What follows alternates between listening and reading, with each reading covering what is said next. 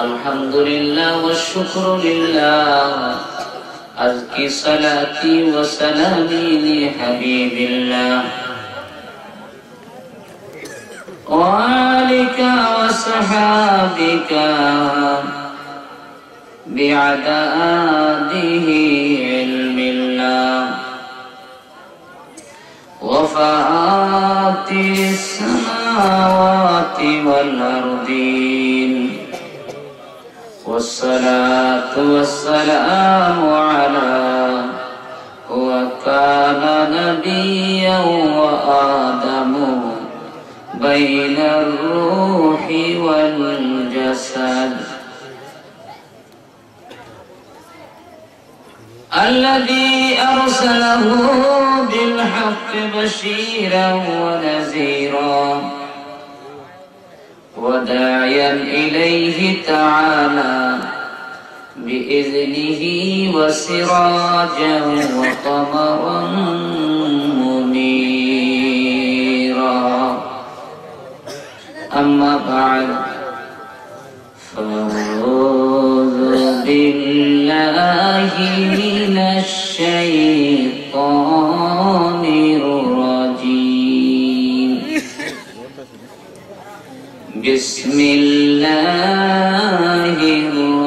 الرحمن الرحيم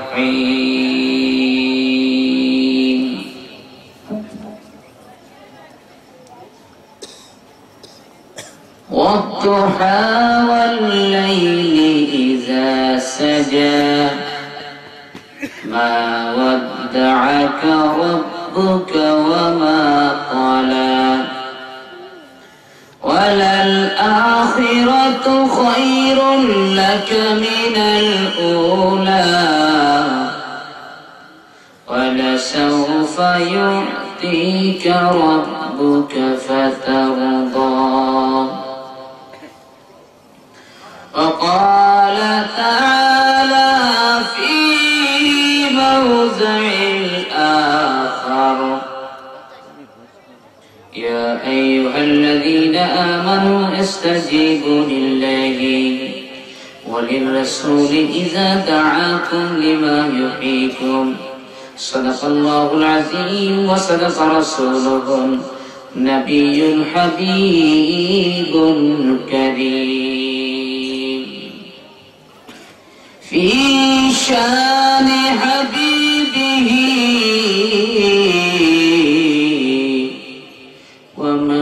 ومطلوبه مخبرا وآمرا ونذيرا إن الله وملائكته يصلون على النبي يا أيها الذين آمنوا صلوا عليه وسلموا تسليما صلى الله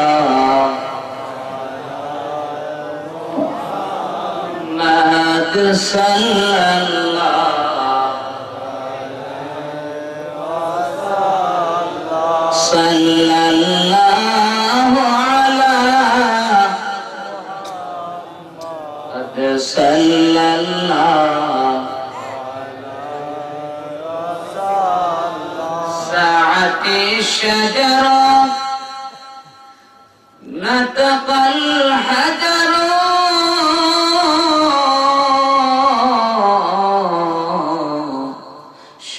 القمر بإشارته صلى الله مات صلى الله صلى الله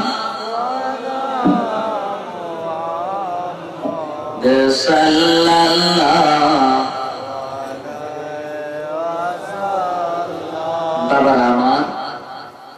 রাসূল করিম সাল্লাল্লাহু আলাইহি ওয়াসাল্লামের দুরূদ শরীফ যখন পড়বেন তখন মনকে উজাড় করে পড়তে হবে। এই কারণে পড়তে হবে কারণ রাসূল আমাদের দুরূদগুলি সরাসরি শুনে। সুবহানাল্লাহ বলেন। রাসূলকে প্রশ্ন করা হয় ইলা লিরাসূলিল্লাহ সাল্লাল্লাহু আলাইহি সাল্লাম হাল রাআইতা সালাতুল মুসাল্লিনা আলাইকা মিম্মান গাবা আনকা মা হালুহুম ইনদাকা ইয়া রাসূলাল্লাহ فقال اسمع صلاه اهل محبتي জরুর সুবহানাল্লাহ। আল্লাহর হাবিবকে প্রশ্ন করে নবী আপনি দুরূদ শরীফ শোনার ব্যাপারে আপনার কি রকম অবস্থা? রাসূল কারীম সাল্লাল্লাহু আলাইহি সাল্লাম বলেন যে ব্যক্তি মুহাব্বতের সাথে আমার প্রতি দুরূদ শরীফ পড়ে আমি সরাসরি ওই দুরূদগুলি শুনতে পাই। বুঝতে পেরেছেন? এই জন্য আমরা যখন দুরূদ শরীফ পড়ব একটু মনোযোগটা লাগিয়ে দিয়ে পড়ব। কারণ হাদিস শরীফে আছে কেউ যদি সকাল 10 বার সন্ধ্যা 10 বার যদি দুরূদ শরীফ পড়ে আল্লাহ হাবিব বলেন তার জন্য আমার শাফায়াত ওয়াজিব হয়ে গেল। তারপর আরো বলতেছেন কেউ যদি দৈনিক 100 বার দুরূদ শরীফ পড়ে আল্লাহ তার 100টি হাজত পূরণ করে দেয়। কেউ যদি দৈনিক 1000 বার দুরূদ শরীফ পড়ে সে মারা গেলে কোন জান্নাতে শুইবে এই জান্নাতটা দুনিয়াতে দেখায় তার মৃত্যু হবে। বুঝতে পেরেছেন? কেউ যদি শুক্রবার 80 বার দুরূদ শরীফ পড়ে আল্লাহ 80 বছরের গুনাহ মাফ করে। এই জন্য আমরা যখন দুরূদ শরীফ পড়ব দুরূদ শরীফটা যেন এমন ভাবে পড়ে একটু মনোযোগের সাথে। আল্লাহ হাবিব বলেন আনা আসমাউ সালাতাকুম আলাইয়া বিলা ওয়াসিতাতি আমি তোমাদের দুরূদগুলি শুনতে পাই যখন তোমরা আমার উপরে দুরূদ পড়ো বিনা মাধ্যমে। বুঝতে পেরেছেন? এই কারণে আমরা দুরূদ শরীফ যখন পড়ব মনোযোগের সাথে পড়তে হবে। এখন প্রশ্ন করতে পারেন মুজাদ্দিদুল্লাহ সাহেব রাসূল কারীম সাল্লাল্লাহু আলাইহি ওয়াসাল্লাম এক হাদিসে বলেছেন আমার কাছে দুরূদগুলি ফেরেশতার মাধ্যমে পৌঁছায় যায়। ফেরেশতার মাধ্যমে পৌঁছায় দেওয়া হয়। আরেক হাদিসে বলেছে নবী সরাসরি শুনে। এই দুইটার ভিতরে একটু দ্বন্দ্ব হয়ে যাচ্ছে না? আমার সাথে একটু কথা বলুন, তাইলে আমি কথা বলতে পারবো। যদি কথা না বলেন তাহলে আমার পক্ষে কথা বলা অসম্ভব হয়ে যাবে। কারণ একটু কথা বলবেন এই কারণে কারণ আমি একজন ক্লাস টিচার। আমি যখন ক্লাসে ছাত্রদেরকে পড়াই ছাত্র যদি কথা না বলে তাহলে আমি আসলে পড়াইতে পারি না। কারণ ছাত্র কি বুঝতেছি কিনা আমি আপনাদেরকে আমার ছাত্র বানাচ্ছি না। আপনারা ওইটা মনে করবেন না আমি আপনাদেরকে আমার ছাত্র বানাইছি। আমি চাই আলোচনাটা এমন ভাবে হোক যাতে আপনারা একেবারে সুন্দরভাবে ধারণা নিয়ে বুঝে যেতে পারে।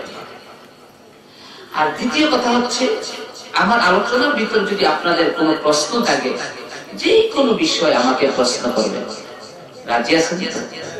ইনশাআল্লাহ আমি আপনাদের সকল প্রশ্নের উত্তর দিব। আলহামদুলিল্লাহ। তো মুহাম্মদ একটু কায় পাঁচটা দরুদ শরীফ পড়ি। আল্লাহুম্মা সাল্লি আলা সাইয়্যিদিনা মাওলানা ওয়া আলা আলি সাইয়্যিদিনা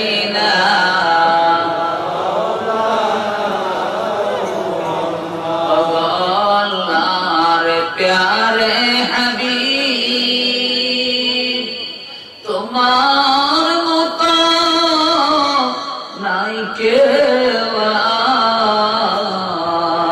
আর, তোমার মতো এই আকাশ ভুবনে করে নাই কোনো পয়গম্বর। আল্লাহুম্মা সাল্লি আলা মুহাম্মাদে মাওলানা ওয়া আলা আলি সাইয়্যিদিনা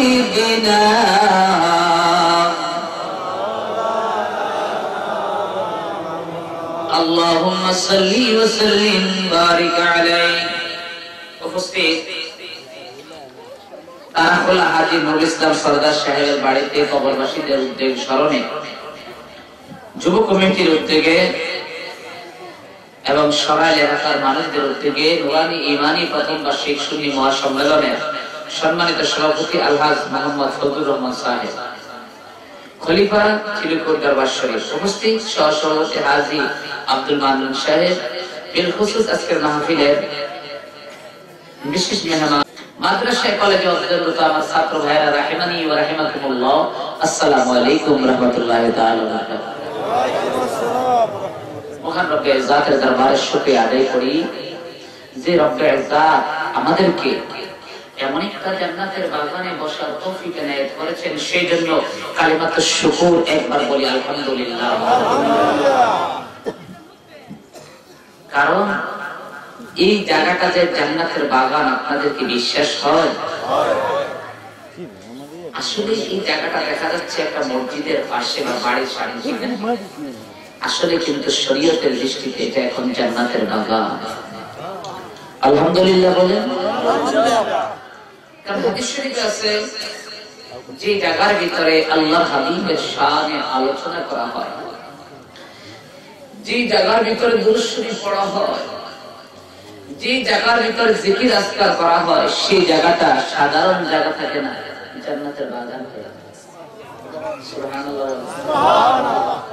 عن أنس رضي الله تعالى قال قال رسول الله صلى الله عليه وسلم إذا مررتم من رياض الجنة فارتعوا قالوا ما هي رياض الجنة يا رسول الله قال حيلة الذكر رواه الترمذي قال أبو عيسى هذا حديث صحيح الحمد لله الحمد لله।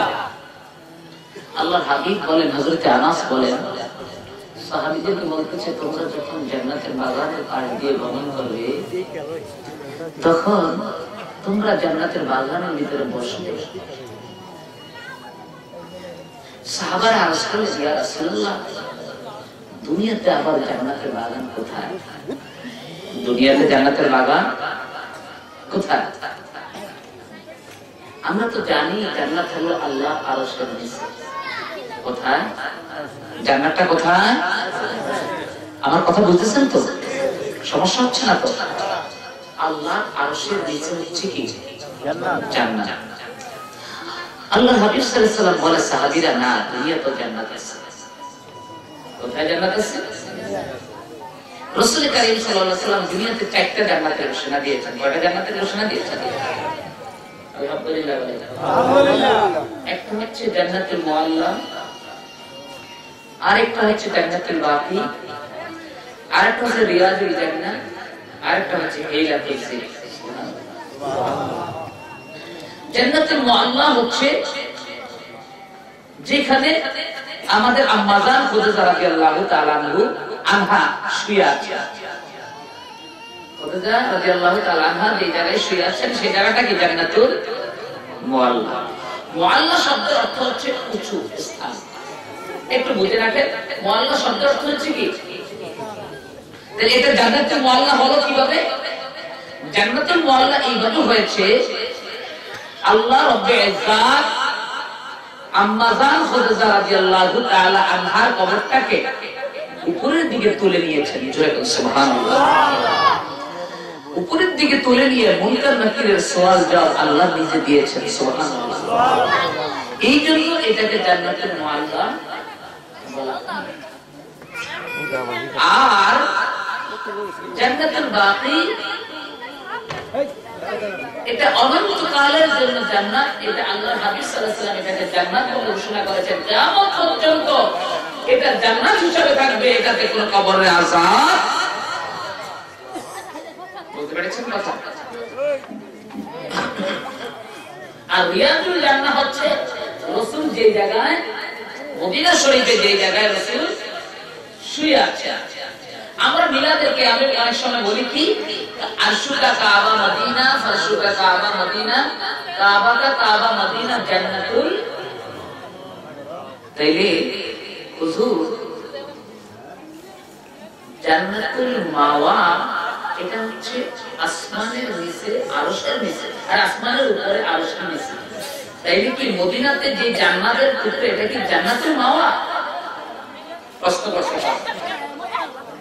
তাইলে হুজুর সর্বশ্রেষ্ঠ জান্নাত হচ্ছে জান্নাতুল ফেরদাউস, ঠিক না? সর্বশ্রেষ্ঠ জান্নাত কি? জান্নাতুল ফেরদাউস। আমার সাথে একটু কথা বলুন। তাইলে হুজুর রাসূল সাল্লাল্লাহু আলাইহি ওয়াসাল্লাম যে জায়গায় শুইল রওজা, হাদিস শরীফে এসেছে কি? আন জাবির রাদিয়াল্লাহু তাআলা قال قال رسول الله صلى الله عليه وسلم ما بين البيت أو ما بين القبر ومنبري روضة من رياض الجنة وعلى منبري حوضي الله حبيب কাবলি ওয়ালা বলতেছে, ও দুনিয়ার মানুষের চাইনারা, আমি যে জায়গার ভিতরে শুয়ে আছি আর আমার মিম্বার এই মধ্যবর্তী জায়গাটা হলো আল্লাহর জান্নাতের টুকরা। সুবহানাল্লাহ। তাইলে প্রশ্ন করতে পারেন হুজাতুল্লাহ সাহেব, রাসূলের সর্বশ্রেষ্ঠ জান্নাত হচ্ছে জান্নাতুল কি? জান্নাতুল ফেরদাউস। তাইলে আমার নবীর মদিনা নবী যেই জায়গায় শুয়ে আছে ওই জায়গায় কি জান্নাতুল ফেরদাউস নাই? জান্নাতুল মাওয়া দিল কেন? জান্নাতুল মাওয়া তো ছোট জান্নাত। ও বন্ধুরে, ও বাবারা, রাসূল যে জায়গার ভিতরে শুয়ে আছে মদিনার যে মাটির যে জায়গাটা, এই জায়গাটা হলো জান্নাতুল ফেরদাউসের টুকরা। এই জায়গাটা কোন জান্নাতুল মাওয়ার টুকরা নয়। তাইলে হুজুর জান্নাতুল মাওয়া মদিনা কেন কবিরা বলে? আমার বাবারা, মাওয়া শব্দের অর্থ হলো কাটা। মাওয়া শব্দের অর্থ হলো কোন বস্তুর মাঝখান দিয়ে গোল কইটা বেড়া দিয়া কাইটা আলাদা করা। সুবহানাল্লাহ। মাওয়া শব্দের অর্থ হইছে কি? গোল কইরা কাটা বা কোন বস্তুর মাঝখান থেকে কাইটা আলাদা করা। মাওয়ার আরেকটা অর্থ হচ্ছে আইফিয়া, বেষ্টন করা। এখন আমার নবী যখন জান্নাত দেখলেন, আমার আল্লাহ আমার নবীর নাম দিয়ে দিলেন কাসেম। কি নাম দিলেন? কাসেম। কাসেম বন্টনকারী। এবার আসেন এই হাদিসের ব্যাখ্যা। আন মুআবিয়া রাদিয়াল্লাহু তাআলা قال قال رسول الله صلى الله عليه وسلم من يرد الله به خيرا فقهه من يرد الله به خيرا فقهه في الدين انما انا قاسم الله يعطي رواه البخاري। সূরা বলেন আলহামদুলিল্লাহ।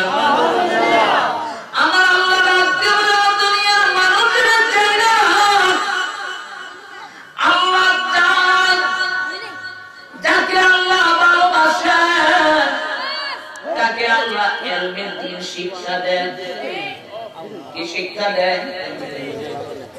যাকে আল্লাহ ভালোবাসে তাকে আল্লাহ ইলমে দ্বীন শিক্ষা দেন। ও বাবারা,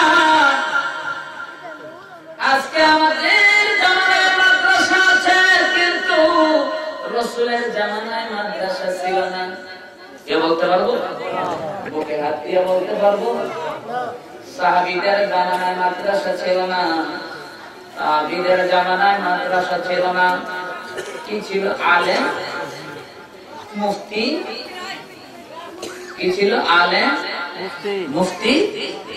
আল্লাহর হাবিব হযরত আব্দুল্লাহ ইবনে মাসউদ রাদিয়াল্লাহু তাআলা কে বলে ফাকিহ। রাসূল নিজে বলেছেন আনতা ফাকিহ, তুমি হলা জ্ঞানী, ফিকহ জানো। সুবহানাল্লাহ, সুবহানাল্লাহ। আর মাওলা আলী নিজে বলছেন, আল্লাহ নিজে বলছেন মাওলা আলী সম্পর্কে, আনা দারুল হিকমা ওয়া আলিয়ুন বাবুহা আখরাজাহু তিরমিজি ওয়া আইদান আখরাজাহু আবু দাউদ, আনা মদিনাতুল ইলম ওয়া আলিয়ুন। এইবার আসেন, তাইলে বুঝে গেল মাদ্রাসা ছিল না। আলেম ছিল, মাদ্রাসা ছিল না, আলেম ছিল, আলেম ছিল। তাইলে আলেম হইছে কেমনে? আমার নবীরে মোহাব্বত করছে, নবীজিরে ভালোবেসেছে, নবীজি যা বলছে তা অন্তরে রেখেছে, সঙ্গে সঙ্গে বড় আলেম হয়ে গেছে। সুবহানাল্লাহ। কি হয়ে গেছে? আলেম, আলেম হয়ে গেছেন। সমস্ত মুহাক্কিক, সমস্ত মুদাক্কিক, মুহাদ্দিস সব একমত হয়ে যায়, ফাকিহ সব একমত হয়ে যায়। রাসূলের যুগে মাদ্রাসা ছিল না, মাদ্রাসাটা হলো বেদাত। মাদ্রাসা কি? তবে বেদাতে হাসানা, বেদাতে হাসানা। ও বন্ধুরে, আজকে মিলাদুন নবী করলে তোমরা বেদাত বইলা ফতোয়া লাগায়া দাও, তাইলে তুমি যে মাদ্রাসা বানাও, কারিমিয়া, রহিমিয়া, দারুল উলুম মাদ্রাসা, এই মাদ্রাসা কি নবীজির জামানায় ছিল? আলিয়া মাদ্রাসার ছাত্র এটাও ছিল না। তো এই যে নবীর মিলাদটা বেদাত হয়ে গেল, মাদ্রাসা ঠিক হয়ে গেল। তুমি যে খতমে নবুয়াত অনুষ্ঠান করো, তুমি যে খতমে বুখারী অনুষ্ঠান করো, এই অনুষ্ঠানগুলো কি নবীর জামানায় ছিল? তুমি যে বড় বড় মাহফিল করো, এই মাহফিলগুলি কি রাসূলের জামানায় ছিল? তাইলে এগুলি কি বেদাত না? এবার আসেন বেদাত কাকে বলা হয়? আল বেদাতু ফি'লুন মা লাম ইউহাদ ফি আসর রাসূলুল্লাহ সাল্লাল্লাহু আলাইহি ওয়াসাল্লাম। বেদাত ওই জিনিসটাকে বলা হয় যে জিনিসটা রাসূলের যুগে ছিল না, ওই জিনিসটাই হলো বেদাত। যে জিনিসটা রাসূলের যুগে ছিল না, ওইটা কি? তাহলে বেদাত বলতে খারাপ বলা যাবে, কারণ বেদাত অনেক জিনিসই তো রাসূলের যুগে। বুঝতে পেরেছেন আমার কথা? আচ্ছা, সেই দিকে পরে আসতেছি, মূল কথার দিকে যাই। আমার বাবারা খুব খেয়াল করে শুনেন। আল্লাহ হাবিব কে আল্লাহ বলতেছেন, হাবিব বলতেছেন, মাইয়াদিল্লাহু খায়রান ফাকিহু ফিদ্দীন। যাকে আল্লাহ পছন্দ করেন তাকে আল্লাহ দ্বীন শিক্ষা দেন। কি শিক্ষা দেন? দ্বীন শিক্ষা দেন।